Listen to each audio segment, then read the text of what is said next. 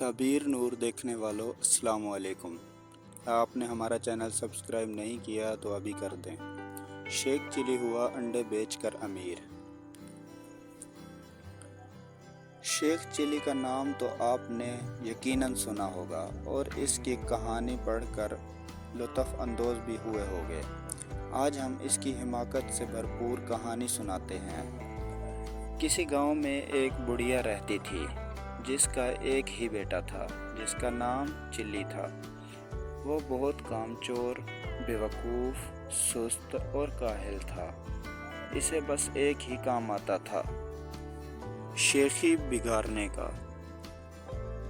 जहाँ चंद लोगों को इकट्ठे बैठे देखता, इनके करीब जाकर खुद भी बैठ जाता और इन्हें गुफ्तगू का मौका दिए बगैर अपने झूठे सच्चे कारनामे बयां करने लगता। गांव के लोग इसकी इस आदत से बहुत तंग थे और इसका नाम शेख चिली रख दिया था। वो अपने नाम की तरह बड़े बड़े ख्याली मंसूबे बनाता लेकिन किसी पर अमल नहीं करता। एक दिन इसके ख्याली पुलाव पकाने की आदत से चिढ़कर एक शख्स ने इसे कहा, शेख साहब, आप इतने बड़े मंसूबे क्यों बनाते हैं? आपने एक हफ्ते बाद इस दुनिया से कूच कर जाना है, अपनी मौत का ख्याल करें। यह सुनना था कि बेवकूफ़ शेख चिली को अपने एक हफ्ते बाद अपनी मौत का यकीन हो गया और इसने इसकी तैयारी शुरू कर दी। पहले इसने कब्र खुदवाई और इसमें जाकर लेट गया। 6 दिन गुजर गए, कुछ न हुआ। 7वें रोज़ शेख चिली ने सोचा कि ये इस शख्स के बताए हुए एक हफ्ते का आखिरी दिन है, शायद अब मौत का फरिश्ता आने वाला है। वो ये सोच ही रहा था कि इसके कान में आवाज़ पड़ी, अगर कोई अल्लाह का नेक बंदा अंडे की टोकरी मेरे घर पहुंचा दे तो मैं इसे अजर में एक अशरफी दूंगा। शेख चिली अशरफी का नाम सुनकर कब्र से बाहर निकल आया और अंडे की टोकरी उठाकर सर पर रख ली।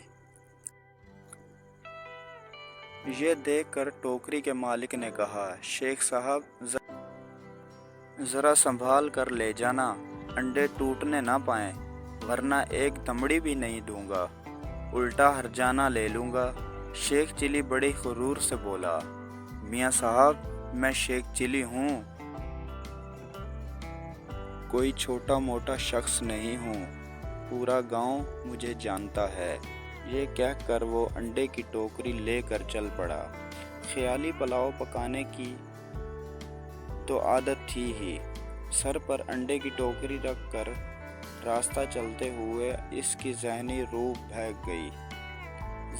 बहक गई और लगा ख्याली पुलाव पकाने।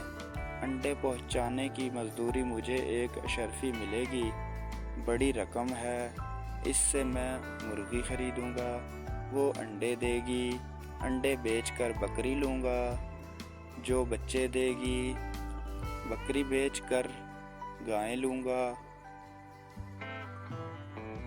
गायें दूध देगी, मेरे बच्चे दूध मांगेंगे तो मैं इनसे कहूँगा, ये लो दूध।